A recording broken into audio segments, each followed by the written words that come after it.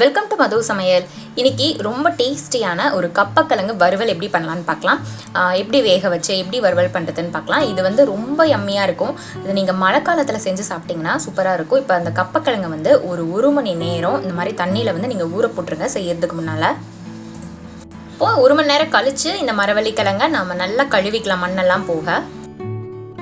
இந்த கிழங்கு வந்து நல்லா ஹார்டாக இருக்கும். அதனால் இதை தோலை வந்து எப்படி எடுக்கணும்னு நான் சொல்கிறேன். இந்த மாதிரி நீட்டாக வாக்கில் கத்தி வச்சு ஒரு கட் போட்டுட்டு அப்புறம் அந்த ஃபஸ்ட்டு லேயரை இந்த மாதிரி கத்தியை வச்சு எடுத்து நீங்கள் கையில் எடுத்திங்கன்னா ரொம்ப ஈஸியாக அந்த தோல் வந்து வந்துடும்.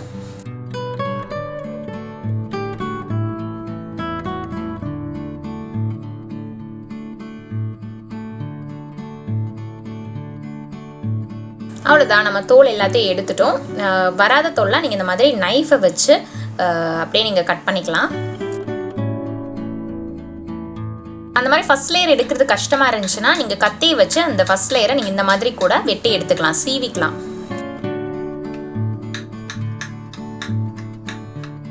இப்போ தண்ணியில் நல்லா வாஷ் பண்ணிவிட்டு தேவையான அளவு தண்ணி ஊற்றிட்டு நம்ம குக்கரை வந்து ஹையில் வச்சிடலாம். ஹையில் வச்சோடனே கொஞ்சம் நேரத்தில் உங்களுக்கு இந்த மாதிரி மேலே ஆவி வரும். சிம் பண்ணிவிட்டு வெயிட்டை போட்டுருங்க. சிம்லையே நல்லா ஒரு 10 நிமிஷம் இருந்தால் போதும், உங்களுக்கு சாஃப்டாக வெந்துடும். இப்போ 10 நிமிஷம் கழித்து கேஸ் ரிலீஸ் ஆனதுக்கப்புறம் ஓப்பன் பண்ணி பார்க்கலாம். நல்லா சாஃப்டாக வெந்திருக்கு. உங்களுக்கு நல்லா ஹார்டான கப்பக்கிழங்குனா ஒரு 15 மினிட்ஸ் கூட நீங்கள் வைக்கலாம். இப்போ நடுவில் இருக்கிற இந்த மாதிரி ஒரு நரம்பு இருக்கும் நடுவில், அதை எடுத்துட்டு சின்னதாக சாப் பண்ணிக்கோங்க.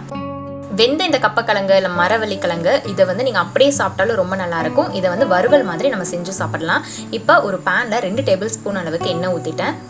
சூடான எண்ணெயில் 1/2 டீஸ்பூன் கடுகு, 1/2 டீஸ்பூன் உளுந்து, 1/2 டீஸ்பூன் கடலைப்பருப்பு. அது நல்லா பொரிஞ்சதுக்கப்புறமா ஒரு பெரிய வெங்காயம் வெட்டினதை நான் சேர்த்துக்கிறேன். நீங்கள் சின்ன வெங்காயமும் சேர்க்கலாம், இன்னும் டேஸ்ட்டாக இருக்கும். வெங்காயம் ஓரளவு நல்லா வதங்கினதுக்கு அப்புறமா காரத்துக்கு ஒரு 2 பச்சை மிளகாய் அந்த ஃப்ளேவர் காமெடியே சேர்த்துக்கலாம்.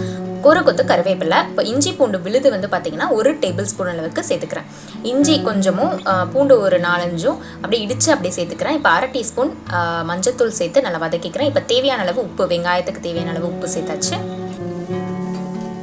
இப்போ 1 டேபிள் ஸ்பூன் அளவுக்கு கறி மசாலா வந்து சேர்த்துக்கிறேன். இது வந்து நல்லா உங்களுக்கு ஒரு நல்ல ஃப்ளேவர் கொடுக்கும். இப்போ காரத்துக்கு கொஞ்சமாக ஒரு 1/4 டீஸ்பூன் மிளகாய் தூள் சேர்த்துட்டு இப்போ பெருங்காயம் வந்து ஒரு 1/4 டீஸ்பூன் அளவுக்கு சேர்த்தாச்சு. ஏன்னா கிழங்குங்கிறனால நமக்கு பெருங்காயம் ரொம்ப முக்கியம். அப்புறம் அந்த பச்சை வாசனை போனதுக்கப்புறமா ஒரு 3 டேபிள் ஸ்பூன் அளவுக்கு தேங்காய் துருவல் சேர்த்தாச்சு. இப்போ நாம் வேக வச்சு வெட்டி வச்ச இந்த மரவள்ளி கிழங்கை வந்து போட்டு நல்லா ஒரு 2 நிமிஷம் வதக்குங்க. இப்போ தேவையான அளவு உப்பு நம்ம வந்து சேர்த்துக்கலாம். இந்த கிழங்குக்கு தேவையான அளவு உப்பு. இப்போ சூப்பரான டேஸ்டியான வறுவல் ரெடி ஆயிடுச்சு. இதே மரவள்ளி கிழங்கை வச்சு நம்ம இன்ஸ்டண்ட்டாக அப்படியே துருவி போட்டு ஒரு சூப்பராக ஒரு தோசை செய்யலாம். அது ஏற்கனவே உங்களுக்கு போட்டிருக்கேன். அந்த வீடியோவை டிஸ்கிரிப்ஷனில் லிங்க்கில் போய் செக் பண்ணிக்கோங்க. இந்த மரவள்ளி கிழங்கு உடம்புக்கு ரொம்ப நல்லது. குழந்தைங்களுக்குலாம் நீங்கள் கொடுக்கலாம். ஏன்னா நல்லா வெயிட் கெயின் ஆகும், அந்த மசில் ஸ்ட்ரென்த் வந்து கொடுக்கும், நல்லா பிளட் சர்க்குலேஷன் ஆகும். ப்ரெக்னெண்ட்டாக இருக்கிறவங்க சாப்பிட்டாலும் குழந்தைக்கு ரொம்ப நல்லது. ட்ரை பண்ணி பார்த்துட்டு எப்படி இருந்ததுன்னு சொல்லுங்கள். சேனலை மறக்காமல் சப்ஸ்கிரைப் பண்ணி வச்சுக்கோங்க. தேங்க்யூ.